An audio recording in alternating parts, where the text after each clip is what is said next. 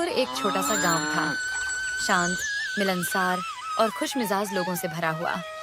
लेकिन इस गांव की एक ही बड़ी समस्या थी, खेती योग्य जमीन का अभाव। गांव समंदर के बेहद पास था और नमकीन पानी जमीन में घुसकर उसे पूरी तरह बंजर बना देता था।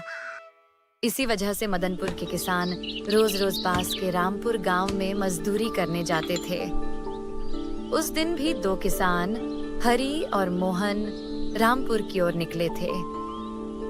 खेत में पहुंचकर जैसे ही काम शुरू किया, रामपुर के बड़े जमींदार सेठ रामलाल चलते चलते वहीं आ पहुंचे। अरे ओ किसानों, हर रोज मेरे गांव में काम करने आ जाते हो, क्यों रे? अपने गांव में ही क्यों नहीं खेती कर लेते? सेठ जी, हमारी जमीन समंदर के बिल्कुल पास है। उसमें सारा खारा पानी घुस जाता है। वहाँ कोई धान कुछ भी नहीं उगता। इसी वजह से तो हम रोज आपके गांव आते हैं, वरना मन तो हमारा अपने गांव में रहने का ही करता है। यहाँ आकर भी हमें कुछ खास मुनाफा नहीं होता, पर करें भी तो क्या, गांव में कोई और काम भी नहीं है।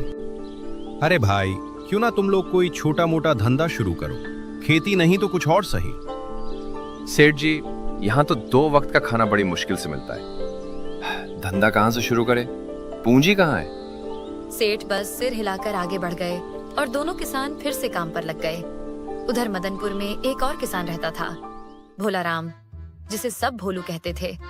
वह भी किसान कहलाता था, पर असल में उसके पास न जमीन थी न खेती, बस नाम मात्र का किसान। उस दिन भोलू अपने मित्र रघु के साथ एक बरगद के पेड़ के नीचे बैठा आसमान ताक रहा था। यार रघु, ऐसा कब तक चलेगा? हम कब तक दूसरों की मजदूरी करते रहेंगे? अपने गांव में कुछ होना चाहिए। तो करें भी क्या भाई, ना हमारे पास जमीन है ना पैसे, धंधा शुरू करने का तो सवाल ही नहीं उठता।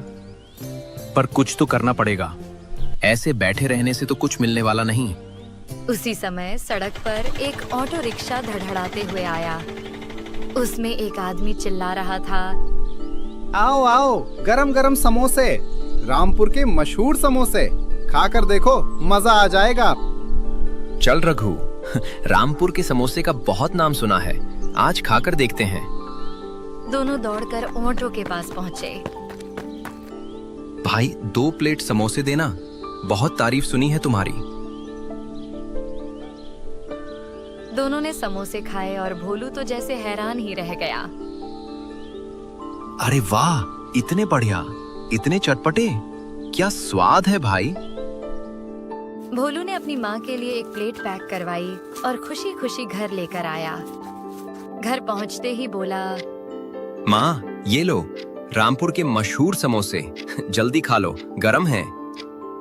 अरे बेटा, इसकी क्या जरूरत थी? कह देता तो मैं घर पर ही बना देती समोसे। सच में माँ, तुम्हें समोसे बनाना आता है? हाँ बेटा, तेरे दादाजी का पहले समोसे का ठेला था, मैं रोज देखा करती थी, तभी बनाना सीख लिया था। भोलू के दिमाग में जैसे बिजली सी कौंधी। माँ, क्यों ना हम फिर से अपना समोसे का ठेला शुरू करें? पर बेटा, उसके लिए पैसे कहाँ हैं? ठेला, बर्तन, सामान सब चाहिए। उसकी चिंता मत करो माँ, कुछ ना कुछ जुगाड़ कर ही लेंगे। बस इस बार कोशिश करेंगे, जरूर करेंगे। इसी पल भोलू ने मन ही मन ठान लिया, इस बार मदनपुर में कुछ बदल कर ही रहेगा। अगली सुबह भोलू जल्दी उठ गया।